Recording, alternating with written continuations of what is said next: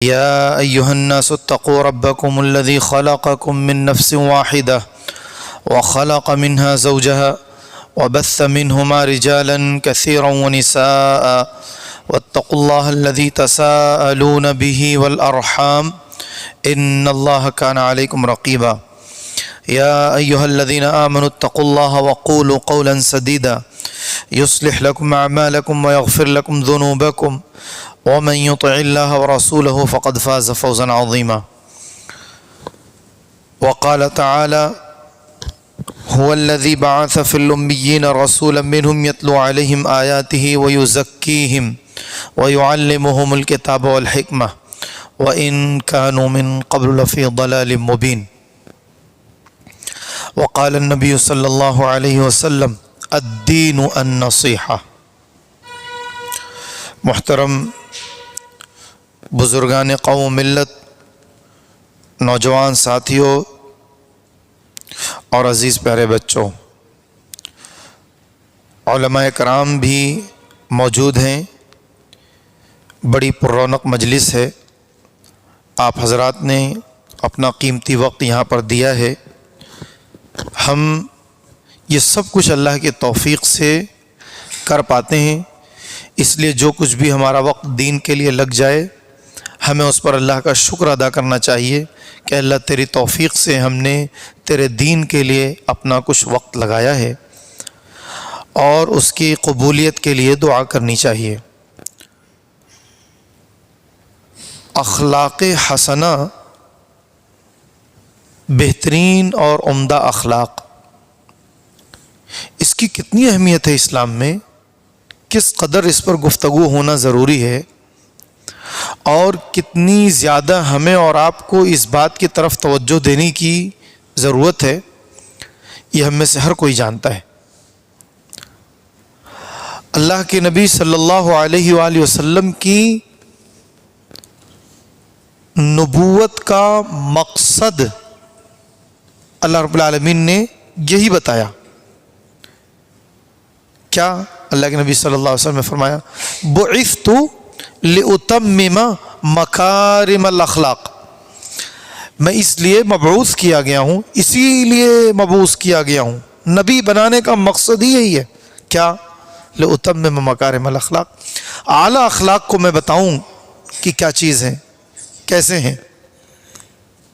مکارم اخلاق تمہیں بتاؤں، سکھاؤں، تم ایک با اخلاق بن جاؤ، یہی میری نبوت کا مقصد ہے۔ گویا کہ نبوت کے اولین مقاصد یہی تھے کہ امت کو اخلاق حسنہ سکھایا اور بتایا جائے۔ قرآن کی آیت دیکھیے، اللہ نے فرمایا هو الذي بعث في الأميين رسولا منهم يتلو عليهم آياته ويزكيهم ويعلمهم الكتاب والحكمة۔ اللہ ہی کی ذات ہے جس نے ان پڑھ لوگوں میں انہی میں سے ایک نبی بھیجا۔ ان کا طریقہ کار یہ تھا، امت کی اصلاح کے لیے جو طریقہ کار اختیار کیا تھا وہ یہ تھا کہ یتلو علیہم آیاتی، اللہ کی آیتیں پڑھ پڑھ کر سناتے ہیں، خوب سناتے ہیں۔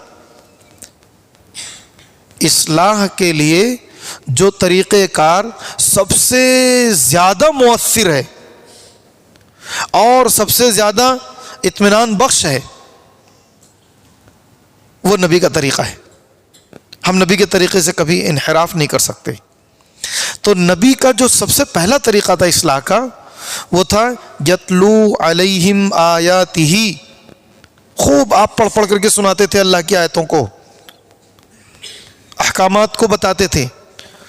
تو اس سے یہ پتہ چلا کہ ہم اپنی اصلاح کے لیے سنیں، زیادہ سے زیادہ سنیں۔ نبی نے امت کی اصلاح کے لیے جو سب سے پہلا عمل اختیار کیا، طریقہ، وہ ہے امت کو زیادہ سے زیادہ بتانا، سکھانا۔ تو اب سننے کی ذمہ داری بڑھ گئی نا۔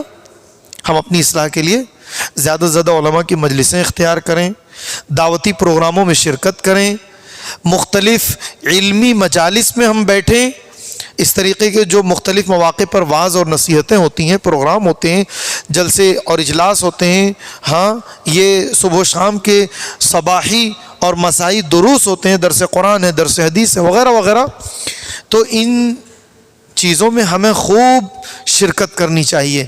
اس کے بڑے فوائد ہیں، تھوڑا تھوڑا کر کے بہت کچھ ہمیں حاصل ہو جاتا ہے، اور کچھ نہیں تو کم از کم اتنا ضرور ہوتا ہے کہ ہمارا پچھلا یاد کیا ہوا، سنا ہوا، اس کی ایک تائید ہو جاتی ہے اور وہ مزید محفوظ ہو جاتا ہے۔ یتلو علیہم آیاتہ ویزکیہم، یہی ہے اخلاق حسنہ۔ تزکیہ کرتے تھے آپ، ایک ایک صحابی رسول پر آپ کی بڑی گہری نظر ہوتی تھی کہ ان کے اندر کیا کمی ہے، کیا کیا ان کے اندر مزید کوتاہیاں ہو رہی ہیں، اس کی اصلاح کی جائے، اس کو سمجھایا جائے، اس کو بتایا جائے کہاں کہاں غلطیاں ہو رہی ہیں۔ ان تمام غلطیوں اور کوتاہیوں پر آپ صلی اللہ علیہ وسلم متنبہ کرتے تھے۔ تو اخلاق آپ نے زبانی طور پر بھی سکھایا کیا ہے اخلاق، اور عملی طور پر بھی سکھایا ہے۔ ایسا نہیں کہ آپ نے چھوڑ دیا بتا کر کے۔ اس سے یہ پتہ چلا اخلاق کی صرف تعلیم نہیں دی جائے گی، اخلاق کی تربیت بھی کی جائے گی۔ اخلاق صرف تعلیم دینے کا نام نہیں ہے، بتا دیا گیا بچوں کو نہیں بیٹا ایسا نہیں کرو اور ایسا کرو اور ایسا کرو، نہیں، کر کے دکھانا اور بتانا ہے۔ ہر چیز کے تعلق سے ہمیں تربیت کا پہلو غالب رکھنا چاہیے۔ نماز بیٹا فرض ہے، 5 وقت نماز کے لیے جانا، یہ کافی نہیں ہے۔ 7 سال کا ہو جائے، 10 سال تک اس کو اپنے ساتھ مسجد میں لے کر کے جاؤ گے، اس کی عملی تربیت ہونی چاہیے۔ سنتیں کیوں مسجد سے زیادہ اجر و ثواب والی ہو جاتی ہیں گھر میں پڑھنے پر؟ کیوں؟ اللہ کا اتنا عظیم گھر، اور سنن اور نوافل اگر آپ گھر کے مسجد کے بجائے گھر میں جا کے پڑھیں گے بڑا اجر و ثواب ہے۔ اولاد کی تربیت ہے، فیملی کی تربیت کر رہے ہیں آپ، وہاں جا کر کے پڑھ رہے ہیں، اور اس کے بعد اس گھر میں جو خیر و برکت ہے وہ تو ہے ہی، اولاد کی، فیملی کی، گھر والوں کی تربیت ہو رہی ہے۔ تو اخلاق صرف تعلیم کے ذریعے سے نہیں، تربیت کے ذریعے سے بھی ہونا چاہیے۔ یہ چیز ہمارے بڑوں میں، اسلاف میں یہ عام بات تھی۔ جو تعلیم گاہیں ہوتی تھیں وہ تربیت کے ساتھ ہوتی تھیں، تعلیم و تربیت استعمال کیا جاتا تھا۔ ہر جگہ کے بارے میں تعلیم و تربیت کا جملہ استعمال کیا جاتا تھا۔ اس چیز میں کمی ہو گئی ہے، بلا شبہ کمی ہو گئی ہے۔ تربیت کرنے کے تعلق سے ایک چیز اور یاد رکھیے کہ اب لوگوں کو بڑی جلدی برا بھی لگنے لگتا ہے۔ اللہ کے نبی صلی اللہ علیہ وسلم اپنے صحابہ کرام کو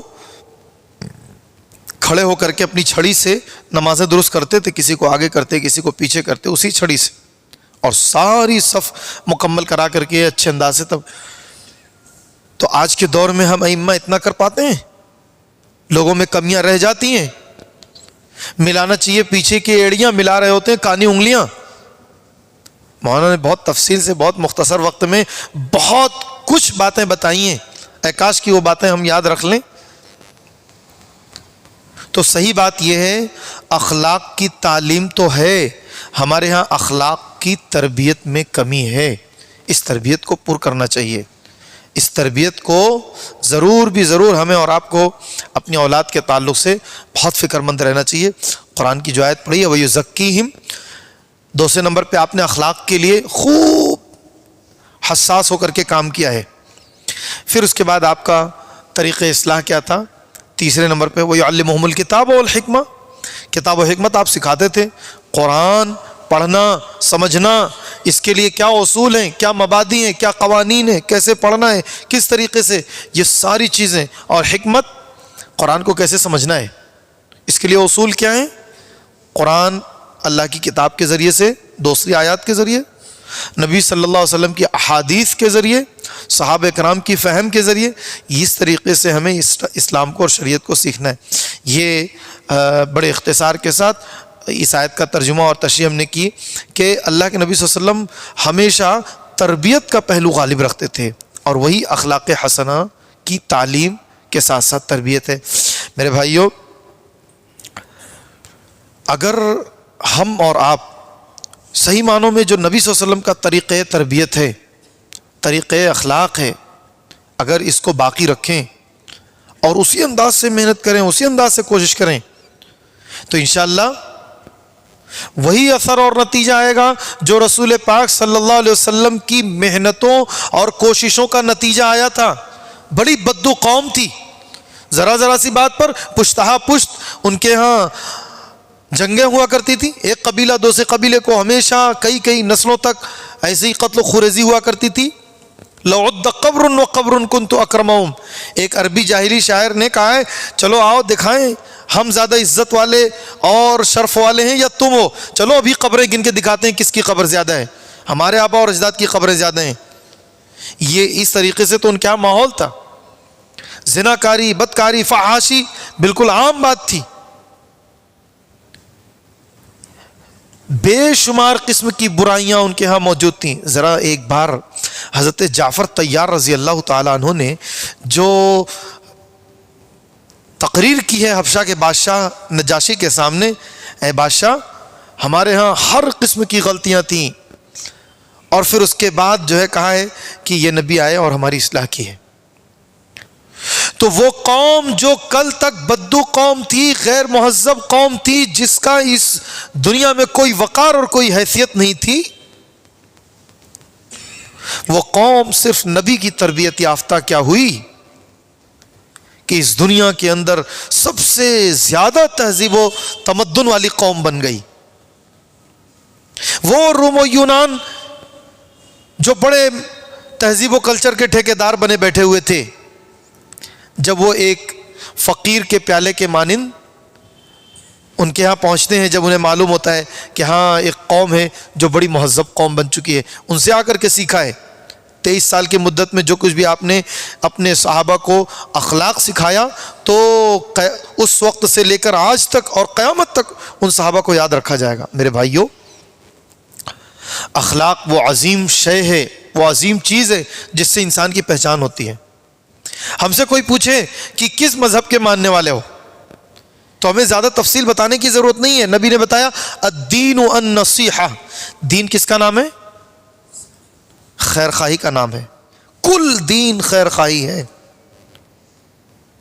ہر ایک کے لیے خیر سوچنا، بھلا سوچنا، اچھا سوچنا، اپنے دل میں اچھا اور بہتر خیال رکھنا، اپنے اعضاء اور جوارح سے اچھے معاملات رکھنا، اسی کا نام دین ہے۔ الدین النصیحہ، نبی صلی اللہ علیہ وسلم نے دین کا تعارف ہی کرایا تو ایک جملے میں کرایا، خیر خواہی کا نام ہے۔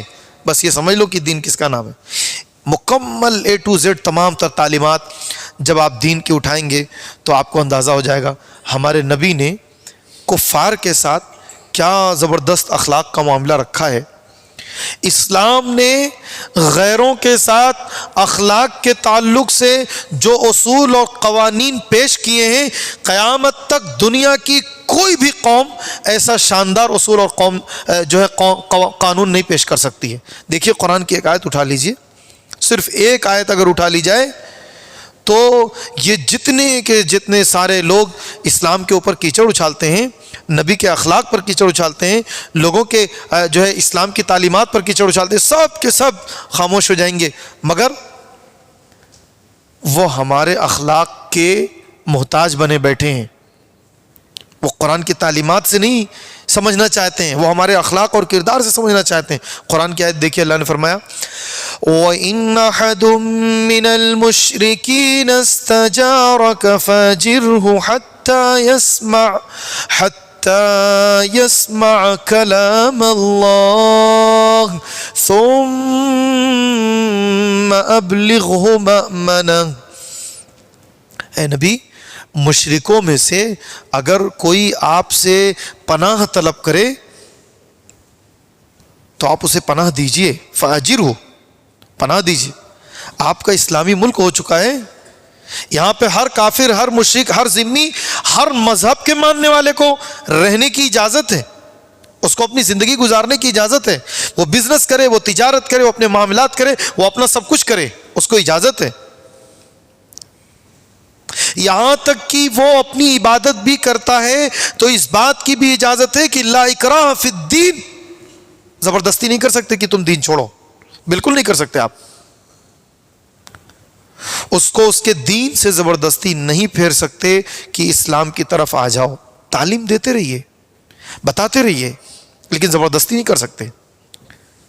اتنے اعلیٰ اخلاق ہیں کسی قوم کے ہاں، کسی مذہب کے اصول اور قوانین میں ایسا اعلیٰ اخلاق والا قانون ہے؟ نہیں ہے. فاجر ہو، آپ پناہ دیجئے، اس کی حفاظت کی ذمہ داری آپ کی ہے، آپ کے ملک میں رہتا ہے، آپ کے اسلامی قوانین ہیں. ہاں ایک چیز کا خیال رکھنا ہے، حتی یسمع کلام اللہ، وہ اللہ کے کلام سننے کا خوب موقع پائے، کہیں نہ کہیں سے، کہیں نہ کہیں، کسی نہ کسی طریقے سے اس تک آپ دین کی باتیں پہنچاتے رہیے، اللہ کا کلام اس تک پہنچتا رہے. کبھی اس کے دل میں اثر کر جائے، کبھی وہ حق پالے، اور کم از کم اتنا تو ضرور ہو کہ آپ کے آس پاس رہنے والے کو جو ہے اتمام حجت تو ہو جائے گی اس کے لیے، کہ حجت تو آپ تمام کر دیں، پوری کر دیں. اس لیے بھی ثم ابلغ مأمنہ. پھر کبھی وہ آپ کے ملک سے جانا چاہتا ہے، نہیں رہنا چاہتا آپ کے ملک میں، کسی اور جگہ جانا چاہتا ہے جہاں اس کی ایک بڑی تعداد ہے، یا کہیں بھی، تو اس کو حفاظت کے ساتھ اس کی حفاظت کی جگہ پر آپ کو پہنچانا ہے، راستے میں چھوڑ دیا نہیں. ہو سکتا ہے کہیں کوئی اس کے لیے پریشانی آ جائے، کوئی تکلیف آ جائے، یا کوئی اس کو اسلام کا، مسلمانوں کا دشمن یا جاسوس سمجھ کر کے کہیں اس کو قتل کر ڈالے اکیلا دیکھ کر کے. تو ایسا نہیں ہونا چاہیے. ثم ابلغ مأمنہ، لے جائیے اس کو، وہ جس ملک جانا چاہتا ہے وہاں تک پہنچانے کی ذمہ داری آپ کی ہے، جیسے تیسے نہیں. اس سے زیادہ بہتر کوئی نظام ہو سکتا ہے؟ ایک کافر کے لیے، ایک مشرک کے لیے، ایک غیر مسلم کے لیے ہے یہ نبی صلی اللہ علیہ وسلم کا طریقہ کار تھا، اور یہ اسلام اعلیٰ اخلاق پیش کرتا ہے. اس سلسلے میں قرآن کی ایک آیت ہے، اللہ نے فرمایا لا ينهاكم الله عن الذين لم يقاتلوكم في الدين ولم يخرجوكم من دياركم أن تبروهم وتقسطوا إليهم إن الله يحب المقسطين. جو لوگ آپ کو تکلیف نہیں پہنچاتے، آپ کے ساتھ جنگ و جدال نہیں کرتے ہیں، جو قتل نہیں کرتے ہیں، آپ کو آپ کے گھر مکے سے نہیں نکالا تھا، آپ کے اوپر ظلم و ستم نہیں کیا تھا، تو اے نبی اللہ آپ کو حکم دیتا ہے کہ آپ ان کے ساتھ حسن سلوک کیجئے، اچھے معاملات کیجئے، اور سارے معاملات عدل و انصاف کے ساتھ ہوں گے. یہ ان کافروں، مشرکوں اور غیر مسلموں کے لیے بطور خاص اللہ کے نبی صلی اللہ علیہ وسلم کو حکم ملا، اور آپ نے کیا، جس لوگوں نے کسی قسم کی تکلیف نہیں پہنچائی. اور جن لوگوں نے فتنے برپے کیے، خوب فتنہ برپا کیا، قتل و خوریزی کا ارادہ کیا، فتنہ و فساد برپا کیا، ایسے لوگوں کے لیے ان کے کرتوتوں کا جو انجام ہونا چاہیے، جس کو دنیا بھی قبول کرتی ہے اور جس کو مجرم بھی قبول کیا تھا، وہ انجام کے حقدار ہیں، تو بے شک ہونا چاہیے. کیا کہا تھا حضرت ثمامہ نے؟ کہا تھا ان تقتل ذا من وان تنعم تنعم علی شاکرین. اے محمد تم اگر قتل کرتے ہو تو میں قتل کا مستحق ہوں، بے شک تم مجھے قتل کرو، کیونکہ میں قتل کا مستحق ہوں. میں نے بڑی تکلیفیں پہنچائی ہیں، میں نے وہ جرائم کیے ہیں، وہ برائیاں کی ہیں، اسلام اور مسلمانوں کے خلاف وہ ہماری کارنامے رہے ہیں، ہماری وہ کارکردگی ہے کہ میں بالکل قتل کا مستحق ہوں. وَإِن تُنْعِمْ تُنْعِمْ عَلَى شَاكِرٍ، اگر تم معاف کر دیتے ہو تو میں اب محسن بن کر کے رہوں گا، شکر گزار بن کے رہوں گا. نبی صلی اللہ علیہ وسلم نے ان کو چھوڑ دیا. تو یہ اخلاق تو ہمارے نبی نے غیروں کے ساتھ کیے ہیں، اسلام نے اس بات کی تعلیم دی ہے. کیا تھا آپ صلی اللہ علیہ وسلم کا معاملہ جب آپ غار حرا سے دوڑتے بھاگتے پریشان ہوتے ہوئے آئے؟ حضرت خدیجہ رضی اللہ تعالیٰ عنہ نے ابھی جانا نہیں ہے کہ کیا ہوا ہے، نبوت ملی ہے، یہ ابھی جان نہیں پائی ہیں وہ. ابھی تو یہی ہے نا کہ جن لگ گیا، جن لگ گیا، جن لگ گیا، جادوئی اثر ہو گیا ہے اور کوئی بہت خطرناک چیز لاحق ہو گئی ہے. ابھی تو یہ معلوم ہی نہیں ہے نبوت کیا چیز ہوتی ہے، نبی کیا ہوتے ہیں. نہ حضرت خدیجہ کو معلوم ہے، نہ نبی صلی اللہ علیہ وسلم سمجھ پا رہے ہیں بھی اس بات کو. حضرت خدیجہ رضی اللہ تعالیٰ عنہا نے جو تسلی دی گا، اِنَّكَ لَتَحْمِلُ الْكَلَّ وَتَقْرِي الضَّيْفَ وَتُعِينُ عَلَى نَوَائِبِ الْحَقِّ. میرے آقا کیسے آپ سوچ سکتے ہیں کہ آپ کے لیے جو ہے خطرناک چیزیں ہو جائیں اور یہ تکلیفیں ہوں؟ کہاں ہیں آپ تو بے سہارا کے سہارا ہیں. مہمانوں کی مہمان نوازی کرتے ہیں، جس کا بوجھ خود نہیں اٹھا پاتا وہ آپ اس کے لیے سہارا بن جاتے ہیں، بوجھ اٹھاتے ہیں. بیواؤں کے مددگار ہوتے ہیں. حق پر رہنے والا جتنی بھی تکلیفوں میں رہے آپ اس کے لیے معاون ہوتے ہیں، تعاون کرنے والے ہوتے ہیں. یہ باتیں اللہ کے نبی صلی اللہ علیہ وسلم کی یہ جو صفات ہیں یہ حضرت خدیجہ رضی اللہ تعالیٰ عنہ نے اول مرحلہ جو ہے وہلہ میں ہی بتا دیا کہ آپ ایسے اور ایسے. میرے بھائیوں یہ وہ بنیادی اخلاق ہیں کہ جب انسان ان چیزوں کو اختیار کر لیتا ہے تو اس کے شاندار نتائج آتے ہیں، شاندار انداز سے اس کے اثرات مرتب ہوتے ہیں. اور اثرات کچھ اس طریقے پر ہوتے ہیں کہ انہی اصولوں اور نبی صلی اللہ علیہ وسلم کی تربیت میں رہ کر کے اچھے اور اعلیٰ اخلاق کو سیکھ کر کے اور اس کے مطابق اپنی زندگی گزار کر کے صحابہ کرام ہر طرف جو ہے غالب ہوتے گئے. حضرت اسامہ کے ساتھ کیا معاملہ ہوا تھا؟ حضرت اسامہ رضی اللہ تعالیٰ عنہ ایک 16 سال کا نوجوان لڑکا ہے. کتنے سال کا؟ 16 سال کا نوجوان لڑکا حضرت اسامہ. اس وقت کی دنیا کی سب سے بڑی طاقت روم، اس سے ٹکرانے کے لیے، اس سے مقابلہ کرنے کے لیے جو لشکر تیار ہوا ہے اس لشکر کا یہ امیر حضرت اسامہ متعین ہوئے ہیں. حضرت اسامہ رضی اللہ تعالیٰ عنہ کو جو کچھ سکھایا بتایا گیا تھا اس کی روشنی میں وہ نکلے اور روم پہنچ گئے. جنگ نہیں ہوئی. جب واپس ہونے لگے مختلف قبائل کے لوگ الگ الگ جگہوں پہ مل رہے ہیں، ملاقاتیں کر رہے ہیں. کتنے اسی وقت اسلام قبول کر رہے ہیں، کتنے آنے کے بعد اسلام قبول کیے. کہا ہم نے آپ لوگوں کے بارے میں بڑی جو ہے غلط فہمیاں پال رکھی تھیں.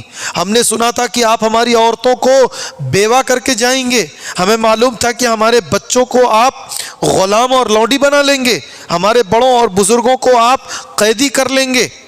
ہمیں یہ معلوم تھا، ہمیں یہ بتایا گیا تھا کہ آج آپ لوگ آئیں گے یا اس سفر میں آئیں گے تو ہماری جائیداد، ہماری املاک، ہمارے جو ہے مویشیوں کو تباہ و برباد کر ڈالیں گے، آپ ہمارے بزنس خراب کر ڈالیں گے. اچھا قرآن نے بھی کہا ہے اسلام کے علاوہ جتنی جنگیں ہوئی ہیں دنیاوی مفاد کے لیے، ساری کی ساری جنگوں کا ایک ہی اصول ہوتا ہے. کیا؟ اللہ نے فرمایا ان الملوک اذا دخلوا قرية نفسدوها وجعلوا اعزة اهلها اذلة وكذلك يفعلون. یہ بادشاہان جو دنیاوی اعتبار سے ہوتے ہیں جب یہ کسی علاقے پر کچھ قبضہ جماتے ہیں اور پاتے ہیں تو سب سے پہلے کیا کرتے ہیں؟ وہاں کے سارے ترقی یافتہ چیزوں میں، بزنس اور تجارت میں جو پرانے لوگوں کی موجود ہوتی ہے اس کو ختم کرنے کی کوشش کرتے ہیں. وجعلوا عزت اہلیہ، جتنے طاقتور لوگ ہوتے ہیں سب کی طاقت کو ختم کرتے ہیں اور انہیں ذلیل اور رسوا کر دیتے ہیں تاکہ وہ دوبارہ کبھی سر نہ اٹھا سکیں پچھلی حکومتوں میں رہنے والے لوگ. یہ کسی نہ کسی اعتبار سے ہمارے آپ کی نظروں کے سامنے مختلف انداز سے چیزیں آ رہی ہیں، ہم دیکھتے ہیں. اللہ تعالیٰ ہم سب کی حفاظت کرے. حضرت اسامہ رضی اللہ تعالیٰ عنہ ایک اسلامی لشکر لے کر کے نکل پڑے ہیں نبی صلی اللہ علیہ وسلم کے حکم کے مطابق. تو پھر یہی چیز ان کے سامنے آئی، نہیں ہم نے تو ایسا نہیں پایا، ہمیں معلوم تھا آج آپ ہماری تمام عبادت گاہوں کو اپنی عبادت گاہوں میں تبدیل کر دیں گے، مساجد میں تبدیل کر دیں گے، ڈھا دیں گے، ختم ہو جائے گی. نہیں ایسا بھی نہیں ہوا. ہمارے بچے، ہماری عورتیں، ہمارے بزرگان، ہمارے بڑے ہمارے گھروں میں مامون و محفوظ ہیں. کسی کی عزت سے کھلواڑ نہیں ہوا، کسی کی املاک اور جائیداد تباہ و برباد نہیں ہو رہی ہے. کہیں کوئی ایک بھی غیر اللہ کے نام پر بھی جو عبادت گھر ہے وہ بھی نہیں برباد ہوا ہے، نہ کسی کلیسا کو جو ہے خراب کیا گیا، ڈھایا گیا، نہ اس میں موجود ان کے علماء رہبان نہ ان کے ساتھ کوئی معاملہ ہوا ہے اور آپ واپس جا رہے ہیں. کہا ہاں جو ہمارے سامنے آئے گا، جو ہم سے ٹکرائے گا، ہم اس کے ساتھ جنگ کریں گے. اور اسلام ہمیں اس بات کی تعلیم نہیں دیتا، ہمیں اس بات کی اجازت نہیں دیتا کہ ہم اس طریقے سے کریں جو کچھ تمہیں بتا دیا گیا تھا، سمجھا دیا گیا تھا. میرے بھائیوں، صرف انہی اخلاقی جو ان کے جو معاملات تھے، اس کا نتیجہ یہ ہوا کہ بغیر جنگ کے لوگ اسلام قبول کر رہے تھے. روم معمولی چیز تھی، اس وقت دنیا کی سب سے بڑی طاقت تھی وہ، اور اس کی عوام نے یوں فوراً اپنے آپ اسلام کے سامنے اپنے آپ کو جھکا دیا اور قبول کر لیا. حضرت عمر فاروق رضی اللہ تعالیٰ عنہ کا بہت مشہور شاندار اخلاق، جس کو انہوں نے عمل سے کر کے دکھایا، زبان سے نہیں. بیت المقدس کی چابی لینے کے لیے عیسائیوں نے وعدہ کیا تھا کہ ہم ڈائریکٹ دیں گے. اس وقت ابو عبیدہ بن جراح رضی اللہ تعالیٰ عنہ وہاں کے ذمہ دار تھے. کہا کہ انہی کو بلائیے، آپ کے امیر المومنین کو دیں. کوئی بات نہیں بھائی، چلو امیر المومنین بڑا سادہ سودہ آدمی ہے، آ جائے گا، کوئی مسئلہ نہیں. ایک غلام لیا، ایک سواری کے لیے اونٹ لیے، نکل پڑے. اچھا، ایک اونٹ پر میں بھی سوار ہوں، تم بھی سوار ہوگے، جانور ہے، رحم ہونا چاہیے. یہ بھی اخلاق ہے. میں ایک بار سوار ہوں، ایک بار تم سوار ہو. میں امیر المومنین ہوں، میں ہی صرف سوار رہوں، یہ بھی نہیں. تم بھلے خادم ہو، سفر لمبا ہے، ہم دونوں باری باری سوار ہوں گے. اب جب بیت المقدس کے قریب پہنچنا ہے اور استقبال کے لیے ان کے بڑے بڑے عہدے داران، ذمہ داران، عیسائی حضرات آ رہے ہیں، تو وہ باری ہے کہ غلام اونٹ پر سوار رہے اور عمر امیر المومنین نکیل پکڑ کر کے چلے. کیا منظر رہا ہوگا. جس امیر المومنین کا انتظار ہے کہ وہ آئیں گے اور مسجد اقصیٰ کی چابی ان کے ہاتھوں میں ہم سپرد کر دیں گے، کچھ شرائط کے ساتھ. بنیادی شرط یہ تھی کہ یہودیوں کو کبھی اس میں داخلے کی اجازت نہیں ملنی چاہیے. یہ عیسائیوں نے شرط رکھی تھی حضرت عمر فاروق رضی اللہ تعالیٰ عنہ سے کہ ان کے ہاتھ میں کبھی نہیں جانا چاہیے، کبھی ان کو اس میں اجازت نہیں ملنی چاہیے داخلے کی. یہ عیسائیوں نے شرط رکھی تھی یہودیوں کے تعلق سے. کوئی بات نہیں، غلام ہے، نکیل پکڑ کے کیوں چلے گا، میری باری ہے، میں چلوں. یہ منظر جب ان کے نگاہوں کے سامنے آیا ہے تو بہت حیرت زدہ تھے. میں امیر المومنین، یہ امیر المومنین جو نکیل پکڑے ہیں یہ ہیں، یا وہ ہے جو اونٹ پر سوار ہے. اور کہا کہ جب تک تمہارے درمیان یہی اخلاق ہے، یہی معاملات ہیں، یہی عدل ہے، یہی انصاف ہے، اور اسی طریقے سے تمہارے معاملات ہیں، تب تک مسجد اقصیٰ کوئی تم سے لے نہیں پائے گا. تو میرے بھائیوں، یہ اعلیٰ اخلاق ہمارے اسلاف کے تھے، اسلام نے ہمیں سکھایا ہے، اور اس کے بہترین نتائج ہم نے اور آپ نے تاریخوں میں پڑھے بھی ہیں، دیکھے بھی ہیں، سنے بھی ہیں. قرآن کی ایک آیت پڑھ کر کے بات مکمل کرنے کی کوشش کروں گا. بہت دیر تک اجازت نہیں محسوس ہوتی ہے کیونکہ موسم بھی اجازت نہیں دیتا ہے. اللہ نے فرمایا وَلَا تَسْتَوِي الْحَسَنَةُ وَلَا السَّيِّئَةُ ادْفَعْ بِالَّتِي هِيَ أَحْسَنُ فَإِذَا الَّذِي بَيْنَكَ وَبَيْنَهُ عَدَاوَةٌ كَأَنَّهُ وَلِيٌّ حَمِيمٌ وَمَا يُلَقَّاهَا إِلَّا الَّذِينَ صَبَرُوا وَمَا يُلَقَّاهَا إِلَّا ذُو حَظٍّ عَظِيمٍ. دیکھو، اچھائی اور برائی برابر نہیں ہوتی ہے. ادفع باللتی احسن، جو سب سے اچھا انداز ہو اسی انداز سے اپنے معاملات کو حل کر لیا کرو.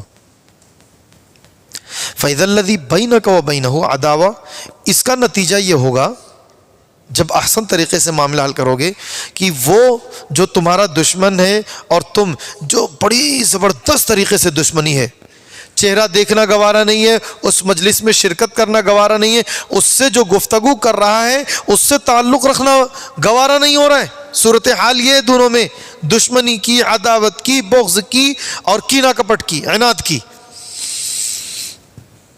کأنہ ولی حمیم، اس کا نتیجہ یہ ہوگا جب معاملات اچھے انداز سے کرو گے کہ وہ تمہارا حمایتی بن جائے گا، بہت ہی زیادہ قریبی ہو جائے گا۔ نبی کے جانی دشمن کیا بنے؟ آپ کے محافظ بنے، بڑے بڑے پلان کر کے قتل و خوریزی کا ارادہ کیا تھا، ختم کر ڈالنے کا ارادہ کر لیا، لیکن آپ کے اخلاق سے سب کے سب محافظ ہو گئے، سب آپ کے موافق ہو گئے، مطابق ہو گئے، مرافق ہو گئے، آپ کے ساتھ جڑ گئے۔ جڑے تو ایسا جڑے کہ آپ کے ایک اشارے کا انتظار ہو اور اپنی جان، اپنا مال، اپنا سب کچھ قربان کرنے کے لیے تیار ہیں۔ تو پھر اللہ رب العالمین نے ان کو وہ انعام بخشا کہ فَإِنْ آمَنُوا بِمِثْلِ مَا آمَنْتُمْ بِهِ فَقَدْ اهْتَدَوْا۔ یہی والا ایمان تو مطلوب ہے، یہی والا ایمان مطلوب ہے۔ تمہاری جان سے، تمہارے مال سے زیادہ عزیز ہونا چاہیے اللہ اور اس کے رسول کا دین۔ اتباع سنت کا جذبہ اتنا ہونا چاہیے کہ تمہیں اپنی جان اور مال کی جتنی فکر ہے اس سے کہیں زیادہ تمہارے اندر یہ اس بات کی فکر ہونی چاہیے نبی کی اتباع ہو، نبی کی اطاعت ہو، نبی کی فرما برداری ہو، نبی کے طریقہ کار پر ہو۔ یہی چیز صحابہ کرام کے اندر تھی، تو اللہ رب العالمین نے ان کو سرٹیفکیٹ دیا۔ اللہ نے فرمایا فَإِنْ آمَنُوا بِمِثْلِ مَا آمَنْتُمْ بِهِ فَقَدْ اهْتَدَوْا۔ ان کے ایمان لانے کی طرح ایمان لاؤ، تبھی حقیقت میں تم بھی ہدایت پر مانے جاؤ گے۔ تو میرے بھائیوں، نبی نے جو اپنے صحابہ کو تربیت دی تھی اور اس تربیت اور اس اخلاق کے ذریعے سے دنیا میں جو ان کی مقبولیت ہوئی تھی، اگر آج ہم بھی وہ تربیت اور وہی اخلاق اپنے ہاں رواج دے دیں، عملی جامہ پہنا دیں، بلا شبہ وہی چیز ہمارے درمیان بھی ہو جائے گی جو صحابہ کرام کو مل گئی تھی، لیکن اس کے لیے بڑے دل گردے کی ضرورت ہے۔ اللہ نے فرمایا وَمَا يُلَقَّاهَا إِلَّا الَّذِينَ صَبَرُوا وَمَا يُلَقَّاهَا إِلَّا ذُو حَظٍّ عَظِيمٍ۔ یہ جو دشمن کے ساتھ اچھے انداز سے معاملات کرنا ہے، دشمن سے مراد ارے آپ کا مومن بھائی ہے جو آپ کے ساتھ کسی وجہ سے ناراض ہے، کسی معمولی سی چیز پر کبھی اپنی کم عقلی کہہ لیجئے، کبھی انا کہہ لیجئے، کبھی ہو سکتا ہے وہ حق بجانب ہو، اس لیے بھی کچھ ہے ناراض، وہ ناراضگی بڑھنے مت دو، احسن انداز سے اپنے معاملات کو حل کرو، لیکن اس کے لیے بڑا صبر کرنا پڑے گا۔ اس کو وہ جو تمہارے تعلق سے اچھی سوچ، اچھی فکر نہیں رکھتا، اس کو اپنا معاون اور اپنا قریبی بنانے کے لیے بڑے دل گردے کی ضرورت پڑے گی، اور وہ یہ ہے کہ صبر سے کام لینا پڑے گا ہر معاملے میں۔ وَمَا يُلَقَّاهَا إِلَّا الَّذِينَ صَبَرُوا وَمَا يُلَقَّاهَا إِلَّا ذُو حَظٍّ۔ بڑے نصیبوں والے کا یہ کام ہے، یہ عام آدمی نہیں کر پائے گا۔ جس کے اندر علم کی گہرائی ہو، جس کی اچھی تربیت ہوئی ہو، ان کے ماں باپ نے، ان کے اساتذہ نے اچھی تربیت کی ہو، ان کے بڑوں نے، ان کے بزرگوں نے اچھی تربیت کی ہو، تب وہ اتنا صابر ہو پائے گا، تب وہ اتنے بڑے نصیبوں والا ہوگا۔ ورنہ انسان کی ناچاکیاں اور بڑھتی جاتی ہیں جب انسان دونوں طرف سے تیزیوں میں رہتا ہے۔ تو یہ جو عبادات ہم کر رہے ہیں، روزے، نماز، زکوٰۃ، حج، یہ کیا ہے؟ جب آپ اس پر غور کریں گے تو اخلاق کا ایک بڑا حصہ اس کے اندر موجود ہے۔ آئیے، اذان ہو چکی ہے، نماز کے لیے آئیے۔ ایک ساتھ لوگ کھڑے ہوئے ہیں، کوئی کسی کو اونچا نیچا نہیں سمجھ رہا ہے، سمجھے گا اپنے گدی پر، اپنے گھر پر کہ میری خاص بیٹھک ہوئے ہے، میری خاص کرسی ہے، اور میرا خاص یہ ہے، خاص یہ ہے، خاص یہ ہے۔ آگے اللہ کے گھر میں آپ اپنے اندر احساس کرو کہ سب کے سب بندے ہو تم کروڑ پتی، ارب پتی، خرب پتی، لیکن اللہ کے سامنے تمہاری وہی حیثیت، وہی مقام و مرتبہ ہے جتنا میرا ہے۔ اور یہی احساس ہر ایک کو ہونا چاہیے کہ بنیادی طور پر اللہ کے نزدیک کیا مقام و مرتبہ ہے. ایک ہی صف میں کھڑے ہو گئے محمود و ایاز، نہ کوئی بندہ رہا نہ کوئی بندہ نواز، ایک ساتھ کھڑے ہو گئے. یہ اخلاق ہے. تم سمجھو کہ تم جس کو تم حقیر سمجھ رہے ہو، جس کو تم معمولی سمجھ رہے ہو، جس کو تم عزت نہیں دے رہے ہو، اس کو اللہ رب العالمین نے یہ حیثیت دی ہے کہ وہ تمہارے ساتھ جڑ کر کے رہیں. اتحاد دکھاؤ، یہ ہے اخلاق. مل جل کر رہو. جیسے اس طریقے سے شانہ بشانہ کھڑے ہو، ایک دوسرے کے ساتھ قریب ہو کر کے کھڑے ہو، ایسے تم رہو اپنے سماج اور اپنے معاشرے میں مل جل کر کے. ایک امام کے پیچھے جب تم نماز ادا کر رہے ہو، اس امام کی امامت ہو رہی ہے، نماز چل رہی ہے، تمہیں کوئی نماز پڑھنے کی اجازت نہیں ہے، تو ایک امیر کی اطاعت لازم ہے، واجب ہے، یہ تربیت ہے. اس سے اختلاف نہ کرو، اس سے انتشار نہ کرو. قوم و ملت کا شیرازہ جس کے ساتھ جڑا ہوا ہے اسی سے جڑ کر کے رہو، اس سے دوریاں نہ بناؤ. اپنے آپ کو جماعت کے ساتھ لازم پکڑو. اپنی الگ ایک دیوار نہ کھڑی کرو، چند اینٹوں کی ایک دیوار نہ بناؤ. جڑے رہو، لگے رہو. اتحاد کا ثبوت تو اطاعت امیر کا اپنے اندر پہلو غالب رکھو ہمیشہ. اطاعت کا سے مراد یہ کہ ہم اپنے قوم اور اپنی جماعت کے ذمہ داران کے ساتھ جڑے رہیں، ملے رہیں اور ان کے شانہ بشانہ رہیں، ان کے ساتھ اپنے معاملات رکھیں اور ان کے معاملات میں ان کے معاون ہوں. اختلاف نہ کریں ذرا ذرا سی چیز پر. کچھ چیزیں ہوں صبر کے ساتھ اس کو ختم کر دیں. ہوتی ہیں کبھی شیطانی وسوسے ہوتے ہیں. انما یرید الشیطان ان یوقع بینکم العداوۃ والبغضاء. شیطان کی سب سے پہلی کوشش یہی ہے کہ شرک سے اور کفر میں تمہیں ڈال دے، توحید سے دور کرے. اور یہ ہے کہ بنیادی طور پر نہیں کچھ کر پا رہا ہے، کم سے کم آپس میں بغض، عداوت، عناد، دشمنی، اختلاف، انتشار، یہی ساری چیزیں کر دے، تم ایک دوسرے سے دور ہو جاؤ. ایسا نہ ہونے دینا. تو یہ نماز اور یہ زکوٰۃ جو ہم اپنے سماج اور اپنے معاشرے کے حالات کو دیکھتے ہیں، ضرورت مندوں کو ان کی ضرورتوں کا اپنے دل میں احساس پیدا کر کے کبھی انفاق کرتے ہیں، کبھی صدقہ دیتے ہیں، کبھی زکوٰۃ دیتے ہیں، اس سے زیادہ اعلیٰ اخلاق اور کیا چیز ہے؟ فلا رفث ولا فسوق ولا جدال فی الحج. سنو، حج کے ایام میں جنگ و جدال، آپسی جھڑپ، آوازیں تیز کرنا، چیخنا چلانا، یہ وہ نہیں، کچھ نہیں. میرے بھائیو، تو یہ جو ارکان اسلام ہیں، یہ جو دینی فرائض ہیں، اس میں بھی جب آپ غور کریں گے تو بہت، میں نے سرسری طور پر آپ کے سامنے رکھا ہے نا، جب آپ اس میں خوب غور کریں گے تب آپ کو اندازہ ہوگا کہ کتنا زیادہ اخلاقی تربیت اس میں کی گئی ہے. فرائض میں ہر طرح سے اخلاق اس میں غالب ہے کہ اللہ چاہتا ہے میرا بندہ با اخلاق بنے.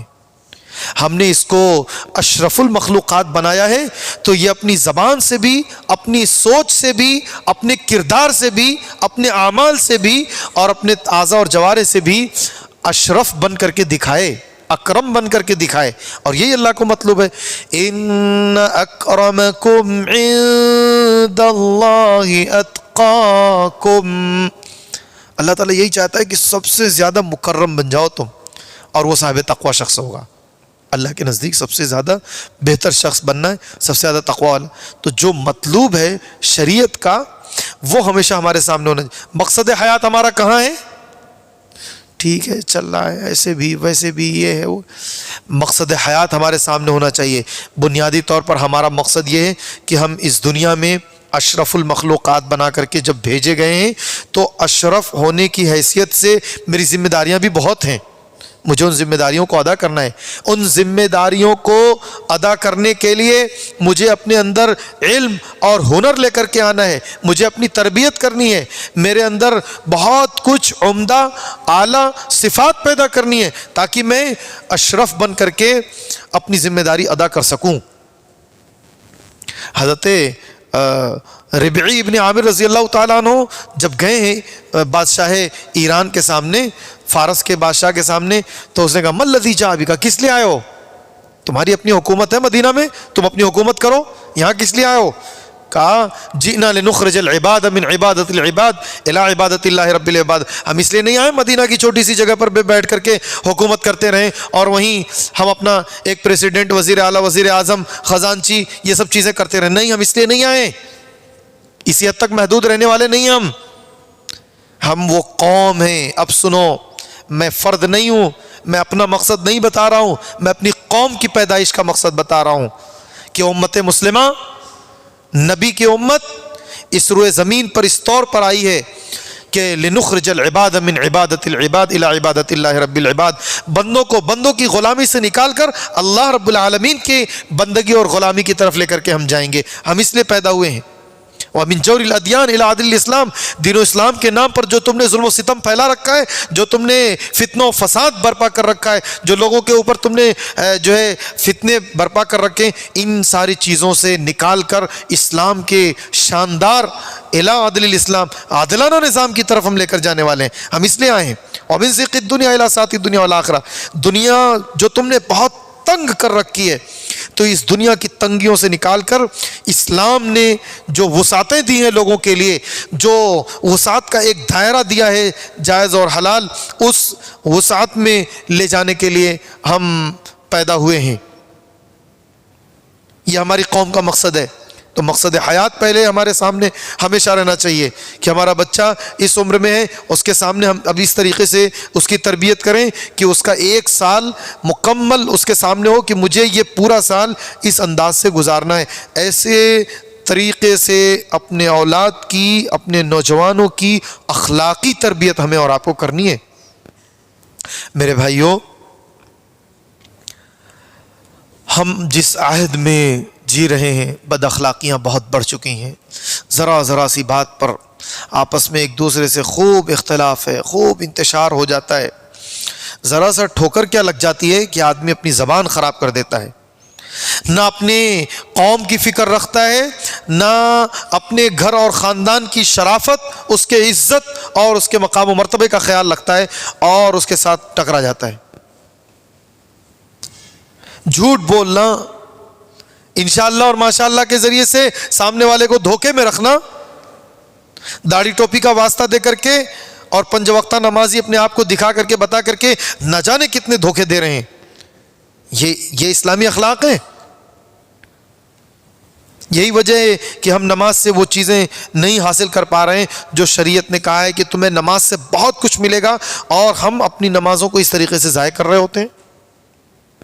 تیرا دل تجھے کیا، علامہ اقبال نے اسی لیے کہا ہے کہ تیرا دل تو ہے سنم آشنا، تجھے کیا ملے گا نماز میں. تم نے دنیاوی امور اور معاملات کو ہمیشہ مقدم کر کے رکھا ہے، اور تم نے اسلام کے جو تقاضے ہیں، اسلام کے جو مقتضیات اور مطالبات ہیں، تم نے اس کو پس پشت ڈال دیا ہے، اور پھر اس کے بعد تم اپنی منچاہی زندگی گزار رہے ہو. تو پھر کیا تمہارے لیے حاصل ہو سکتا ہے؟ آج ہم اپنے سماج اور اپنے معاشرے کے اندر جس قدر اخلاقی بحران دیکھ رہے ہیں، اخلاق کا جنازہ اٹھ رہا ہے. ہم جو دیکھ رہے ہیں چھوٹے چھوٹے بچے، بہت کم عمر بچے جو اپنی زبان پر انتہائی گندے گندے الفاظ اور گالیاں اور جو ہے برائیاں، برے کلمات جو ان کی زبان پر جاری ہیں. میرے بھائیوں، اس کے پیچھے ہم سب کی بہت بڑی ذمہ داری ہے. چھوٹے چھوٹے بچے بڑوں کے ادب اور احترام میں کمی کیے جا رہے ہیں. انہیں بھی یہ سلیقہ نہیں ہے کہ کس طریقے سے ان کی آواز انہیں پست رکھنی ہے. اپنی آواز کو بڑوں کے سامنے چیخنا، پکار کرنا، یہ سب نہیں کرنا ہے. کس انداز سے ملنا جلنا ہے، سلام کے کیا آداب ہیں، ملاقات کے کیا آداب ہیں، گھروں میں آنے جانے کے لیے جو اللہ نے اور اس کے رسول نے آداب بتائیں کیا ہے. الغرض یہ کہ ہمارے اس دور کے بچے اخلاق سے بہت دور ہوتے جا رہے ہیں، اور اس کی ایک بہت بنیادی وجہ یہ ہے کہ خود ہم اپنے آپ کو بھی اخلاق سے دور کیے جا رہے ہیں. کس طریقے سے ہمارا رویہ ہے ہمارے ماں باپ کے ساتھ، ہمارے اپنے سگے بھائی بہنوں کے ساتھ، ہمارے اپنے پڑوسیوں کے ساتھ، ہمارے اپنے رشتہ داروں کے ساتھ، ہمارے اپنے عزیزوں کے ساتھ، ملنے جلنے والوں کے ساتھ کیا انداز ہے، کیا طریقہ کار ہے ہمارا. وہی چیزیں ہمارا بچہ سیکھ رہا ہے، وہی ساری چیزیں ہمارا بچہ دیکھ رہا ہے، اور وہی چیزیں وہ جو ہے اپنے طور پر وہ کر رہا ہے وہ سب کچھ. اس لیے میرے بھائیوں، خود ہمیں اپنے اخلاق کو بھی بہتر کرنے اور درست کرنے کی ضرورت ہے، اور اپنے اولاد کے بھی۔ اللہ کے نبی صلی اللہ علیہ وسلم نے اس سلسلے میں بہت ابھارا اور فرمایا اکمل الایمان اکمل المؤمنین ایمانا احسنہم اخلاقا، سب سے زیادہ مکمل ایمان والا شخص وہ ہے جو ہے جس کے اخلاق بہتر ہوں گے، سب سے اچھے اخلاق والا۔ اور آپ نے فرمایا ان اقربکم، تم میں سب سے زیادہ جو قریب ہوگا میرے سے آخرت میں، مجلساً یوم القیامہ، جس سے سب سے زیادہ میری قربت ہوگی وہ ہوگا احسنہم اخلاقا، جو تم میں سب سے زیادہ بہتر اخلاق والا ہوگا، سب سے اچھے اخلاق والا ہوگا، وہ دراصل مجھ سے سب سے زیادہ قریب ہوگا۔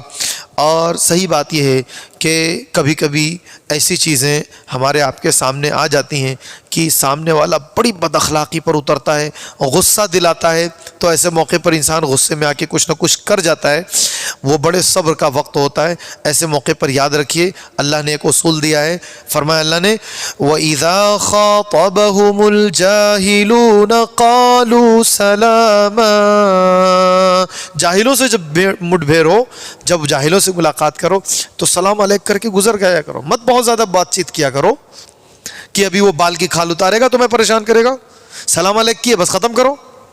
تو یہ جاہل وہ جو تہذیب نہیں جانتا، جس کا اخلاق بہتر نہیں ہے، لیکن قطع کلامی تو جائز نہیں ہے نا، قطع تعلقی تو جائز نہیں ہے، گفتگو بند نہیں کر سکتے، تعلقات ختم نہیں کر سکتے۔ ہمارے اخلاق کی صورتحال یہ ہے کہ بڑے بد نصیب ہیں وہ لوگ جو اپنے والدین سے قطع تعلق اختیار کر لیتے ہیں، اپنے ماں باپ سے گفتگو کرنا بند کر دیتے ہیں۔ سگے بھائی بہنوں کی بات تو بہت دور کی بات ہے، ماں باپ کے ساتھ بھی وہ اپنے اخلاق کو نہیں سنبھال پاتے۔ میرے بھائیوں، یہ صورتحال ہمارے معاشرے کی رہے گی۔ ہم ایک مسلمان ہیں، اللہ نے ہمیں ایمان والا بنایا ہے۔ الدین والنصیحہ، جس دین کے ہم پیروکار ہیں وہ دین خیرخواہی کا نام ہے، اس دین کا نام ہی خیرخواہی ہے، تو ہم اس دین کے پیروکار ہوتے ہوئے اس طریقے سے ہم رہیں، ہمیں یہ زیب نہیں دیتا۔ اللہ تعالیٰ سے دعا ہے اللہ تعالیٰ ہم سب کو کتاب و سنت کی صحیح سمجھ اور عمل کی توفیق عطا فرمائے۔